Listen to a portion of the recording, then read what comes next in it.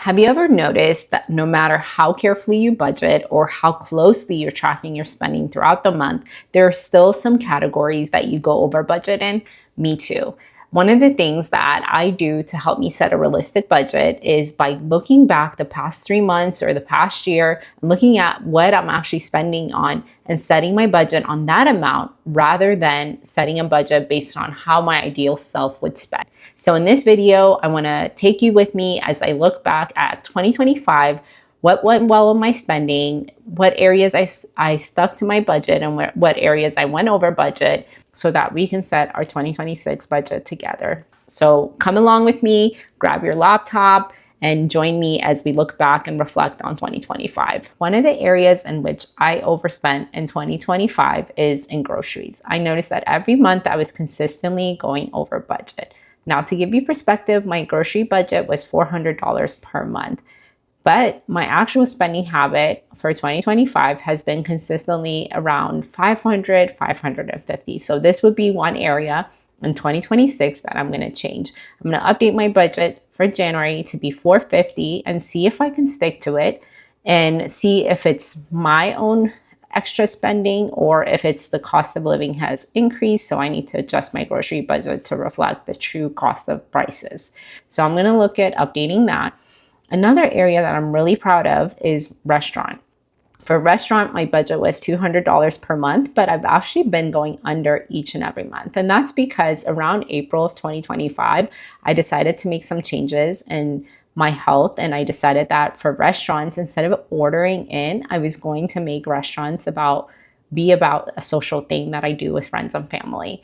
Since doing that, that has really helped me stop the habit of ordering in. I used to order Uber Eats, DoorDash a lot.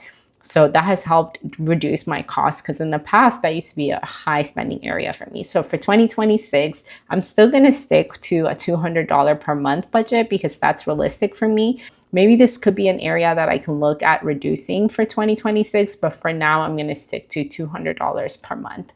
The next area is miscellaneous budget. So this is my catch-all area for things like personal care, household items, or for any unexpected costs. I liked having just one general area because those things don't happen every month. So one of the things I noticed in 2025 in this bucket is I spent a lot of money on Target and for Amazon. For Target, I spent close to $1,500 per year for the year, and for Amazon, close to $1,200. Now, this is one area that I really want to improve in because with Target, it's always the kind of thing where I go in for just one item. And while I'm there, I see their $5 deals or any other items alongside the aisles, and they're knowing what I need before I even know it sometimes, and they always catch me. So one change I'm going to make in this area for 2026 is I'm either going to order delivery or I'm going to do curbside pickup for Target. And for Amazon, I'm just going to look at ways in which I can reduce my spending. So for 2026, I'm going to still stick to about $150, $200 per month for miscellaneous and see how I do. I think that averages out pretty consistently. The next category is health and wellness. So this is things like occasional self-care items I do or massages or therapy appointments. So that's not consistent every month. So around $100 per month is what I'm budgeting for. For subscriptions altogether, for iCloud storage, Amazon Music, things like that, that comes down to $45 per month. This is accounting for my non-monthly subscriptions as well, like Prime, that only happens once a year. So that's also one area that I like to look back on and see if all my subscriptions are necessary. Sometimes I sign up for free trials. You know, you're trying to binge watch a certain show and you sign up temporarily for 7 days free, but then you forget about it. That's me. I get caught in that trap sometimes. So I've been able to review my subscriptions and cancel any unnecessary subscriptions from 2025. For gas for 2025, I actually was pretty spot on. My budget is $100 per month. I don't really drive a lot, and that has been pretty consistent. So I'm going to stick with $100 a month for my budget for gas. For gift sinking fund, that is one area in 2025 that I didn't have a budget line item for gifts, but I ended up spending a lot of money between buying gifts for friends, friends that had babies or family members' birthdays. So this year I'm going to make a change and set a realistic budget of setting aside $25 per month in a sinking fund so that I'm prepared for when those expenses come. So those are all my variable expenses. For my fixed expenses, that's staying pretty consistent year to year. So I don't see anything needing to update in that area. My mortgage is $1,658.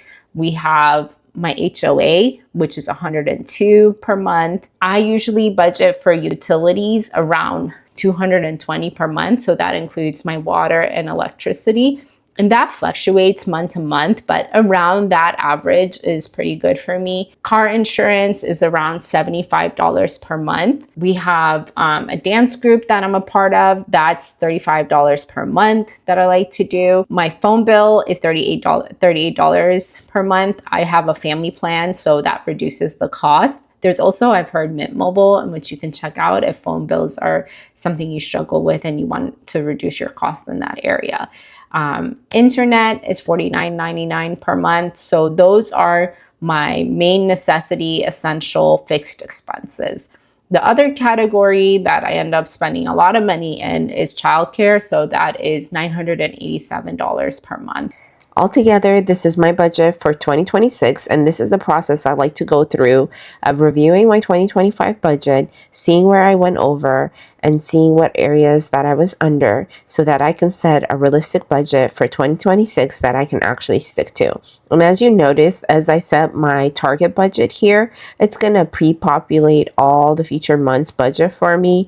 And if any particular month is unique, I can go ahead and make updates and adjustments only for that particular month. So for example, let's say in the summer months, there's also camp and my childcare expense is going to go up. So for June, I can go ahead and add to it. And let's say it's another $400. So I can update just June to reflect that. So this is what you can do as well to help you review your 2025 spending. And this is how the exercise you can go through to set a realistic budget for 2026 for yourself as well. If you're interested in this template that I'm using, I'll link it down below in the description. In the next video, I'm going to talk about what my saving and investing goal for 2026 is. So stay tuned for that video. Tell me in the comments below, what areas in 2025 did you spend the most in?